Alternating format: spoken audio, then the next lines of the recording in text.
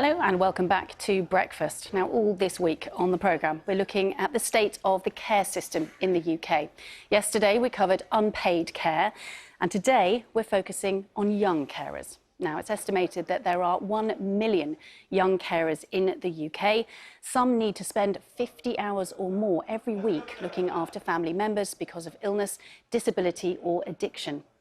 This year marks a decade since landmark legislation was introduced to support them. The Children and Families Act 2014 gave young carers in England the right to have their needs assessed.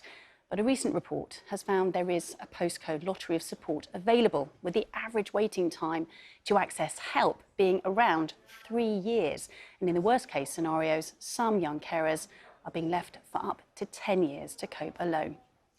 Narges cares for her dad, who is blind, but also interprets for her mum. And this is her story. I love doing gymnastics and football. Those are my top 2 hobbies. I got 3 different favourite colours: blue, purple and black. And I just think they go together very nicely. Now I'm in secondary school. I'm in top set for maths and I'm doing Latin. 11-year-old Narges is just home from school. But as a young carer, she has a busy evening ahead. My dad is blind, so I help him with the letters, I help guide him around, I make tea, I make breakfast a lot of the times, and especially when we're going out, because sometimes there's roadworks going on, and it's especially hard on bin day when people put their bins out, and then you got to just guide carefully through them. And I do the laundry as well. If I haven't said that, I'm not sure. They just help clean up. I do a lot of translating, but most of the times they understand. One of my friends goes home, either goes to scouts or basketball, but they just play sports after school. My other friend goes home, goes in bed or on their phone, watches Netflix. I don't know what they do, but they basically just relax. I do this and it makes me happy, so I'm fine with it. It makes me feel very important though. It makes me feel like the heart of the family sometimes. My dad says I'm an extraordinary girl, clever as well, but he says I'm like his left hand. We require access to your flat to inspect the inside, and it makes me feel responsible. And it just makes me feel grown up, mature. So I do feel older than 11. If it wasn't on my height, I'll feel about 15 years old. But once a week, Narges gets a break when she joins other young carers. Well, you feel like you're gliding and flying.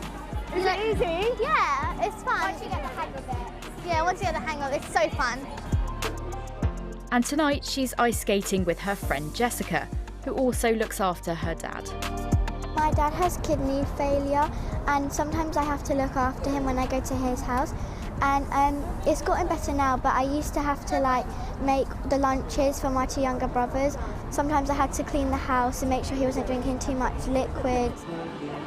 So one time we went shopping for Mother's Day, so my stepmom and my mum weren't there, and he lied on the floor and he began to feel faint.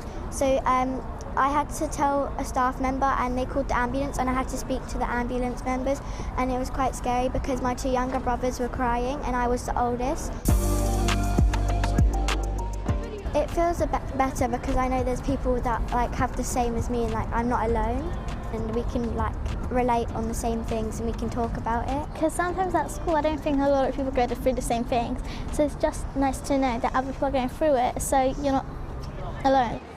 I've been looking after my brother for as long as I can remember. He's non-verbal autistic. There's a lot of responsibility at home. It's been so freeing sometimes to just come out and make the night about myself rather than worry about, other things and other people. If you keep everything bottled up, then it feels like you need to let it out sometime, and they're the people I give let it out to. I just feel relaxed, I'm on holiday. It's like having a shoulder to lean on or something like that, and it just gives me a rest, a break, but it makes me happy as well. They make me so happy when I go there.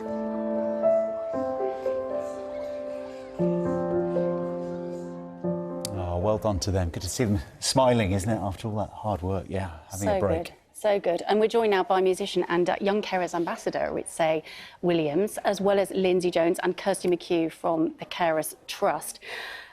Lindsay, if I can sort of start with you first. You're 23 now. Yeah.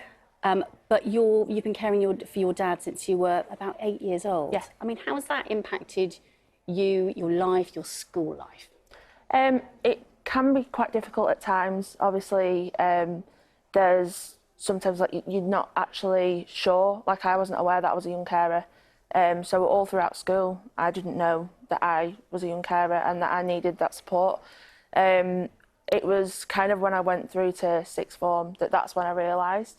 And I sort of was approached by Bernardo's Young Carer Service, and that's when they said, obviously, that, you know, there's something that needs to be done here and you need to be supported. You know, obviously, in school it was quite difficult, mainly because, like, sometimes you were bullied for things like, obviously, for being young carer, for being different, basically. And because of that reason, it meant that, obviously, schools didn't understand, and it just made things difficult. And Arisha, it's really interesting you're saying you didn't realise you were a young carer, and you very much had that experience as well, didn't you? Yeah, I didn't realise I was a young carer. I was, you know, obviously auditioning for the X Factor at the time, and my mother was on crutches, and one of the producers on the X Factor said, Arisha in that band, his mum doesn't seem, you know, like she's not well, and what's happening with you? And I said, well, I've been caring for my mum since I was 12 years old. And they're like, wow, you've been caring for your mum and since 12 years old, like, you're a young carer. And I was like, what's a young carer? I'm just a kid that's helping my mum out, you know? And it was, to be honest, during that time that I started to realise that there are many young carers around the country and around the world that don't know that they're young carers. And I think the more that we have these conversations, the better, because young carers are impacted in school. You know, sometimes they can't get their homework done on time. They've got all these care responsibilities. They're tired in school, and they're misunderstood. And for us, it's important for young carers to be understood. Myself and Lindsay, we had this conversation just back there a while ago, weren't we? Yeah. And we were sharing our experiences of being a young carer and trying to still go to school. Kirsty, I find it really interesting, this idea of so many young carers out there, but not necessarily aware of what they're doing. Excuse me. How do we make them realise what the value of what they're doing and what that label is and what help might be out there? I'm afraid, you know, what we've just heard from the other guests, is all too common. So about 800,000 young people out there, children, caring for a family member. Quite difficult to get data, but we know that at least 15,000 of them are doing over 50 hours of caring every single week, and 3,000 of them are aged 5 to 9, so horrendous numbers. Local authorities do have a duty to identify young carers and to provide information, give them a formal assessment, and also offer support. But research that we did with the BBC in 2021 showed that maybe 75% of young carers do not yet self-identify. So that's a huge number, and we need a bit of a national mission to get them on the radar. And Lindsay, what would have helped you when you were growing up and having this extra level of responsibility? I think just being recognised. Obviously, you know, I didn't know that what I was doing was anything different. So even just having that, somebody to say to you that, obviously, you know, this is slightly different to what a normal child does. So, you know, having support when I actually had the support from Bernardo Services, you know, it just made so much difference, because I just felt like I could be a young person again, as well as obviously still be a carer, really, yeah. Arisha, lots of kids still on their school holidays will be sitting at home watching the telly right now, hearing your stories and thinking, God, that's me.